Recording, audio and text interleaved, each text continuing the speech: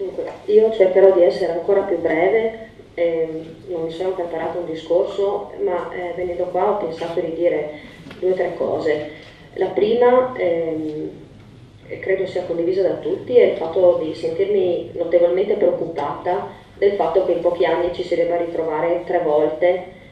per dire che viviamo una situazione nostro malgrado, perché il nostro è un comune nella quale le attività produttive non sono insediate, ma ne subiamo le conseguenze. E questo sì, non solo non è piacevole, ma demoralizza perché è difficile trovare soluzioni. Ci si pone la domanda di quello che si può fare ed è difficile onestamente trovare gli strumenti al nostro interno.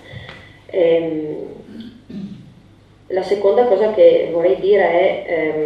che non farò l'elenco delle cose che io ho fatto o che forse avrei dovuto fare assieme al mio gruppo in questi anni. Di certo condivido quello che ha detto il sindaco, che si è cercato di fare qualcosa di comune, e mi ricordo bene della mozione di cui lui ha parlato, presentata dal suo gruppo consigliare e modificata durante quel consiglio perché è stato proposto dai gruppi di minoranza, ma non per dire che l'abbiamo fatto noi, ma per dire semplicemente come si è cercato appunto di trovare uno strumento insieme,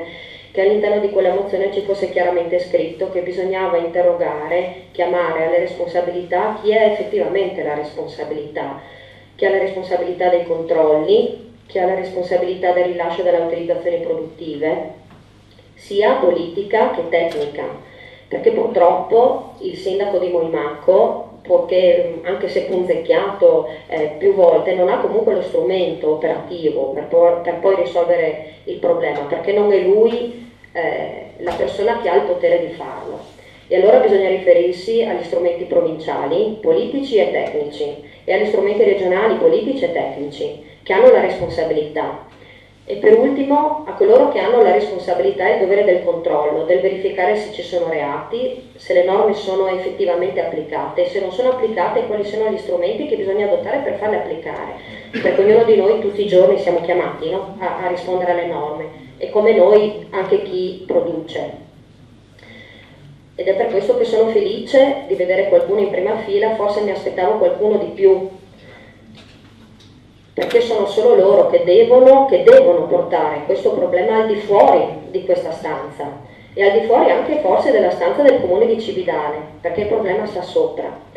Devo dire che in quella mozione c'era scritto anche di depositare, poi è stato fatto in realtà da entrambi i comuni in diversi momenti, di presentare il nostro problema alla Procura della Repubblica e ai Carabinieri, cosa che poi è stata fatta. Io sono stata, assieme ad altri del comitato, perché io ho lavorato anche con il comitato, sono stata chiamata poi anche dal gruppo dei NOE a dire quello che sapevo, quello che vedevo. Ed ero molto speranzosa in quel momento e ho detto tutto quello che vedevo e ho portato tutto quello che avevo da portare come ognuno di noi. Sono rimasta poi delusa dal vedere che questo non ha avuto effetto. E devo dire anche, senza paura, che più volte mi sono fermata davanti all'acciaieria con il mio telefonino, come una brava cittadina, ho fotografato, nulla contro l'acciaieria in sé, l'avrei fatto anche contro la Faber, l'ho fatto anche contro alcune ditte che verniciano, per dire, lo faccio anche in giro per il Friuli, come l'ho fatto qui. Fotografavo con il mio telefonino così come mi dicevano di fare, inviavo la foto e poi più volte mi sono sentita dire al telefono che lo sappiamo signora che è così, ma non sappiamo proprio cosa fare. E questa è una situazione che imbarazza, perché altrimenti non si sa più dove andare. Quindi io spero che da qui venga fuori la forza politica di bussare a tutte le porte dove bisogna bussare. Ecco, questo spero sia l'obiettivo della serata, insieme, e ascoltare anche quello che ci dicono i tecnici. Ecco, poi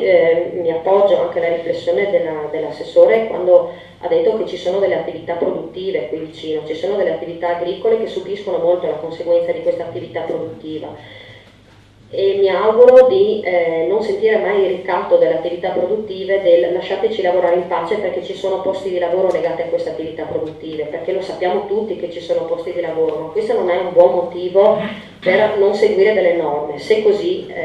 finché queste norme esistono.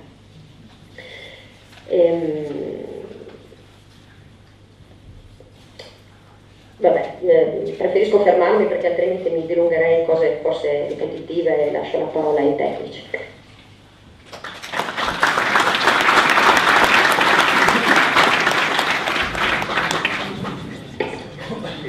Sicuramente mi allaccio un attimo a quello che ha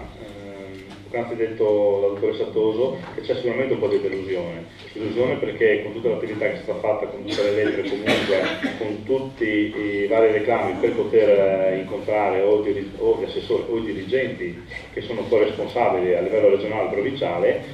cosa che all'inizio nel 2004-2005 erano state fatte con dei tavoli tecnici precisi, a distanza di 2 anni questo tavolo tecnico non è stato mai convocato. Notizia naturalmente di giornale al quale io non posso fare affidamento, essendo sindaco e comunque anche rappresentante del comune dell'istituzione, non ci è arrivata nessuna ancora lettera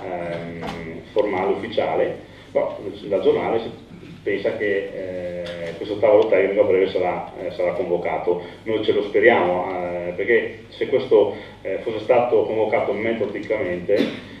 sapremo quali sarebbero gli sviluppi. Invece a distanza di 2 anni noi non sappiamo quello che le attività produttive stanno facendo per mediare a questa problematica. Ho avuto modo di parlare anche con i tecnici APA, ma magari poi dopo i vari interventi vi illustrerò di questo percorso, che loro sono in continuo monitoraggio sia delle aziende che della zona, nel senso che attraverso il loro intervento stanno consigliando diverse aziende su investimenti particolari per risolvere questo problema, cose che noi non sappiamo ufficialmente, questo vengono detto tramite telefonate o contatto in particolare con tecnici. Sicuramente in questa fase, in questi ultimi anni, è mancata l'appoggio strettamente politico, una sensibilità maggiore